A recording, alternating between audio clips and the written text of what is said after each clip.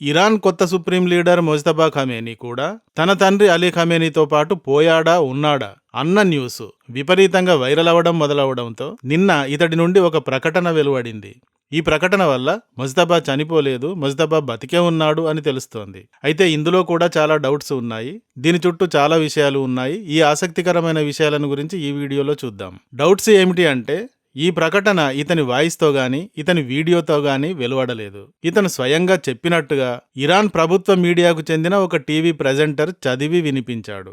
ఇందువల్ల ఇతడిని గురించి ఇంకా అనుమానాలే స్ప్రెడ్ అవుతున్నాయి. బతికి ఉన్న వ్యక్తి అయితే కనీసం గాయాల పాలై ఉంటే తన గొంతుతో రికార్డు చేసి ప్రకటించవచ్చు కదా. కానీ అలా కాకుండా ఇతను చెప్పినట్టుగా రాసుకుని ఒక న్యూస్ రీడర్ న్యూస్ చదివాడు. అందువల్ల ఇతను ఉన్నాడా, ఒకవేళ ఉంటే ఆరోగ్యంగా మాట్లాడే స్థితిలో, కనిపించే స్థితిలో ఉన్నాడా, లేక హాస్పిటల్ బెడ్ పైన తీవ్రమైన గాయాలతో ఉన్నాడా, అందుకే తన గొంతు కూడా వినిపించలేకపోయాడా అన్నది డౌట్. అయితే ఇతనే స్వయంగా చెబితే చదివినట్టుగా ఉన్న విషయం మాత్రం చాలా పవర్ఫుల్ గానే ఉంది. ఇరాన్ లెవెల్కు సరిపోయే విధంగానే ఉంది. ఇజ్రాయెల్ని అమెరికాని భయపెడుతూ వణికిస్తున్నట్టుగానే ఉంది. ఇతను ఈ ప్రకటనలో ముఖ్యంగా చెప్పింది ఏమిటి అంటే, ఇజ్రాయెల్ అండ్ ఇరాన్లతో యుద్ధం చేయడానికి, వీరిని ఓడించడానికి తన వద్ద ఉన్న మోస్ట్ పవర్ఫుల్ ఆయుధం స్ట్రెయిట్ ఆఫ్ హార్ముజ్ అని చెప్పాడు. ఇతను కూడా స్ట్రెయిట్ ఆఫ్ హార్ముజే తమ అసలైన ఆయుధం అంటూ చెప్పాడు. ఇతని ప్రకటన ఒక వార్నింగ్ లా ఉంది. మీ అమరుల రక్తం వృధా పోదు, మేము మీ త్యాగాలను మరిచిపోము, ప్రతీకారం తీర్చుకుంటాం. ఈ విషయంగా మీ అందరికీ హామీ ఇస్తున్నా. ఇతని ప్రకటనలో ఇది ఒక ముఖ్యాంశం. మొజ్తబా గురించి న్యూస్ మొదటి నుండి కూడా ఎలా ఉంది అంటే, తండ్రి అలీ ఖమేనీ సుప్రీం లీడర్గా పబ్లిక్ ఫిగర్ లాగా ఉంటే అతని వెనక ఉండి నడిపించింది అంతా మొజ్తబానే అని. మొజ్తబా అలీ ఖమేనీ కన్నా మరింత తీవ్రవాది, మతోన్మాది, హింసాత్మకంగా, పాశవికంగా నిర్ణయాలు తీసుకోవడంలో తండ్రి కంటే కఠినంగా ఉంటాడు అని న్యూస్ ఉంది. సో ఇప్పుడు ఇరాన్ మీడియా ఇతను చెప్పినట్టుగా చెబుతూ చదివిన మాటలు అందుకు అనుకూలంగానే ఉన్నాయి. చూడండి, ఇరాన్ తరఫున యుద్ధం చేసి అమరులైన వారి తరఫున తన ప్రతిజ్ఞ చేస్తున్నట్టుగా, ప్రతీకారం తీసుకుంటాను అన్నట్టుగా ఈ విధంగానే చెప్పాడు. ఇంకా శత్రువు మన పట్ల చేసిన నష్టాలకు పరిహారం కోరతాం మేం. వారు ఇవ్వడానికి నిరాకరిస్తే వారి ఆస్తిని స్వాధీనం చేసుకుంటాం.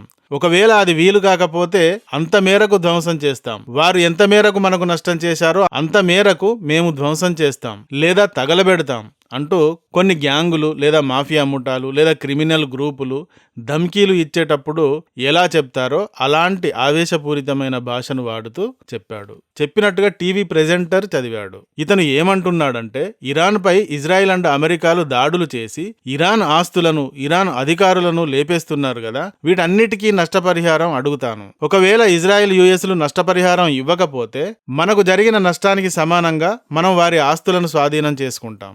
ఒకవేళ అలా కూడా వీలు కాకపోతే వారి ఆస్తులను ధ్వంసం చేస్తాం అని అంటున్నాడని అర్థం. ఇజ్రాయెల్ యుఎస్లు ఇరాన్ ముందు ఓడిపోయి చేతులెత్తి నిలబడతాయా? సరెండర్ అయి నష్టపరిహారం చెల్లిస్తాయా? ఇది జరిగే పనేనా? ఇజ్రాయెల్ ఓడిపోయి చేతులెత్తడం అంటే ఇజ్రాయెల్ వరల్డ్ మ్యాప్ నుండి కంప్లీట్ గా మాయమైందనే అర్థం. ఎందుకు అంటే, గల్ఫ్లోని ఇజ్రాయెల్ శత్రు దేశాలు అన్నీ, ఇస్లామిక్ ఉగ్రవాద గ్రూపులు అన్నీ, మతోన్మాద రాజకీయ పార్టీలు అన్నీ కూడా వీటి లక్ష్యం ఏమిటి అంటే, ఇజ్రాయెల్కి గుణపాఠం నేర్పడం కాదు, ఇజ్రాయెల్ను చితగ్గొట్టి పగ తీర్చుకుని వదిలిపెట్టడం లాంటిది కాదు. అసలు ఇజ్రాయెల్నే లేకుండా చేయడం వీరి లక్ష్యం. ఇజ్రాయెల్ని పాలస్తీనాలో కలిపేయడం, యూదులందరినీ ఆ ప్రాంతంలో లేకుండా తరిమివేయడం, లేదా వారిని ఇస్లామిక్ మతంలోకి మార్చడం, లేదా అందరినీ లేపేయడం. ఇది వీరి లక్ష్యం. హమాస్, హెజ్బుల్లా, హౌతీ, ఇంకా ఇరాక్, సిరియా, లెబనాన్ ఇలాంటి దేశాల్లో ఉన్న ఇస్లామిక్ మిలేషియాలకు సంబంధించి వారి మేనిఫెస్టో ఏమిటి, వారి లక్ష్యం ఏమిటి అనే విషయంగా మీరు సెర్చ్ చేసి చూడండి. వారి టార్గెట్స్ లో ఫస్ట్ పాయింట్ గా ఇలా ఇజ్రాయెల్ని లేకుండా చేయడం ఉంటుంది. వారి మేనిఫెస్టో ప్రకటించబడి ఉంటుంది. ఆ మేనిఫెస్టోలో ఫస్ట్ పాయింట్ ఏమిటి అంటే ఇజ్రాయెల్ని లేకుండా చేయడం, యూదులను తరిమేయడం. మీరు సెర్చ్ చేయండి, మీకు కనబడుతుంది. ఇజ్రాయెల్ లెబనాన్ పైన, పాలస్తీనా పైన, యెమెన్ పైన దాడులు చేస్తూ హౌతీలను, హెజ్బుల్లాస్ని, హమాసులని లేపేస్తూ ఉంటుంది. ఎందుకు ఇంతలా ఇజ్రాయెల్ విధ్వంసం సృష్టిస్తుంది? గాజానైతే శ్మశానంగా మార్చింది అంటే వారంతా బలవంతులే గాని అయితే వారు చేసే పని ఏమిటి అంటే, వారు చేసే ఏకైక పని ఇజ్రాయెల్ని ఖతం చేయడం, యూదు మతాన్ని అక్కడ లేకుండా చేయడం, ఇస్లామిక్ మతం మాత్రమే అక్కడ ఉండాలి. ఇది వారు చేసే పని. ఇజ్రాయెల్ పరిస్థితి ఏమిటి అంటే, శత్రువును చంపితే తప్ప తను బతకలేడు. ఎందుకంటే శత్రువుల గుంపులు చుట్టూ మూగి ప్రతి క్షణం భయపెడుతూ ఉన్నారు కాబట్టి. వీరందరికీ బాస్ ఇరాన్. ఇరాన్ ఆర్థిక వ్యవస్థని, ఆయుధ వ్యవస్థని ఎంతగా దెబ్బ కొడితే ఈ గ్రూపులు కూడా అంతగా బలహీనంగా మారుతాయి. ఇరాన్ని 10 ఏళ్లు లేవకుండా కొట్టగలిగితే 10 ఏళ్లు ఇజ్రాయిల్ కాస్త అయినా ప్రశాంతంగా శ్వాస తీసుకోగలుగుతుంది. అంతలా ఇజ్రాయిల్ ఈ మతోన్మాద గ్రూపుల వల్ల, ఇరాన్ వల్ల ప్రెషర్ అవుతూ ఉంటుంది. అందుకే ఇజ్రాయిల్ ఈ విధంగా విధ్వంసం సృష్టిస్తూ ఉంటుంది శత్రుదేశాలపైన. ఇరాన్ ఎందుకు ఇలా చేస్తుంది? ఇజ్రాయిల్ని భూమిపైన లేకుండా చేయాల్సిన అవసరం ఏమిటి అంటే మీరే ఆలోచించండి. ఏముంటుందండి? మతం. ఈ భూమిపైన ఇస్లామిక్ మతం మాత్రమే ఉండాలి, ఇంకే మతం ఉండకూడదు. తమ ముస్లిం మత రాజ్యాల మధ్య ఇజ్రాయిల్ ఉంది కాబట్టి అది ఒక క్యాన్సర్ గడ్డ, దానిని తొలగించాలి అన్నది వీరి లక్ష్యం. పాకిస్తాన్ని చూడండి, భారత్పై ఎందుకు ఉగ్రవాదులతో దాడులు చేస్తుంది? తమ దేశం పూర్తిగా పతనమైనా, బొచ్చ చేతిలోకి వచ్చి కుష్టు బిచ్చగాడిలాగా మారినా తన ఆర్థిక స్థితిని బాగుపరచుకోవడానికి ప్రయత్నించకుండా, తమ ప్రజల జీవితాలు బాగుపడడానికి ప్రయత్నించకుండా భారత్తో యుద్ధానికి ప్రయత్నించి దెబ్బతిని కుష్టుబిచ్చగాడవుతోంది. ఎందుకు అంటే భారత్ని ఇస్లామిక్ రాజ్యంగా మార్చడానికి ఎన్ని విధాలుగా ప్రయత్నించాలో అన్ని విధాలుగా ప్రయత్నిస్తోంది. మన వద్ద ఉన్న ముస్లింల మెదళ్లలోకి మతోన్మాదం ఎక్కించి విషంగా మార్చింది. మొన్న ఢిల్లీలో చూడండి, ఒక ముస్లిం ఆడది తనపై హోలీ రంగు కాస్త పడింది అని వెళ్లి తన మతం వాళ్ళని తెచ్చి కుర్రాడిని చంపించింది. ఎంతలా వీరికి పరాయి మతాల మీద ద్వేషం నిండిపోయిందో చూశారా? ఈ విధంగా ఒక హిందూ గాని, ఒక యూదు గాని ఉంటాడా? చేస్తాడా? వీరు ఇలా ఉంటారు. ఈ కారణంగానే యూదులను, ఇజ్రాయిల్ని అక్కడ లేకుండా చేయడానికి ఇస్లామిక్ మతోన్మాద గ్రూపులు అడవి కుక్కల్లా ఇజ్రాయిల్ వెంట పడుతున్నాయి. వీటన్నింటినీ నడిపించేది ఇరాన్. ఇలాంటి ఇరాన్కి అణ్వాయుధం దొరికితే ఇక దానిని ఆపడం ఎలా సాధ్యం? అందుకే ఇజ్రాయిల్ ఇరాన్ పైన దాడులు చేస్తోంది. ఏకంగా దాని సుప్రీం లీడర్ ఆయతుల్లా అలీ ఖమేనీనే లేపేసింది. అనేక మంది అధికారులను, మత పెద్దలను, లీడర్లను లేపేసింది, లేపేస్తూనే ఉంది. అయితే ఆయతుల్లా అలీ ఖమేనీతో పాటు అక్కడే ఉన్న అతని రెండవ కుమారుడు ముజ్తబా ఖమేనీ కూడా చనిపోయాడు లేదా గాయపడ్డాడు అన్నది వైరల్ న్యూస్.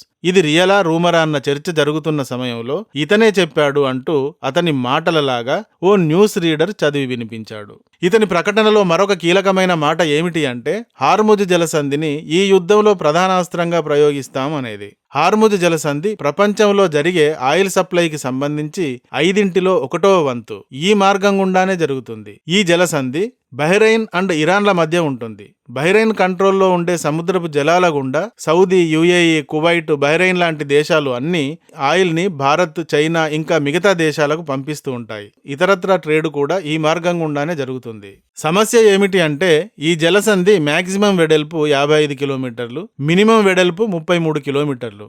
అంటే కొన్ని చోట్ల 55 కిలోమీటర్లు ఉంటుంది, కొన్ని చోట్ల 33 కిలోమీటర్లు మాత్రమే ఉంటుంది. సో ఇరాన్ నుండి ఈ ప్రాంతాన్ని టార్గెట్ చేయడం చాలా ఈజీ. అందుకే యుఎస్తో గొడవ జరిగినప్పుడల్లా దీనిని మూసేస్తాం, ఈ ప్రాంతం గుండా వెళ్లే ఆయిల్ షిప్స్ ని పేల్చేస్తాం అంటుంది ఇరాన్. నిన్న కూడా 6 నుండి 7 షిప్స్ పైన దాడులు చేసింది. సముద్రంలో సీ మైన్స్ ని పెడుతోంది ఇరాన్ అంటూ ఇలా పెడుతున్న 16 షిప్స్ ని, ఇరాన్ షిప్స్ ని అమెరికా పేల్చేసింది. సో ఇది ఇలా ఇరుకైన జలసంధి కాబట్టి దాడులకు చాలా అనుకూలంగా ఉంటుంది.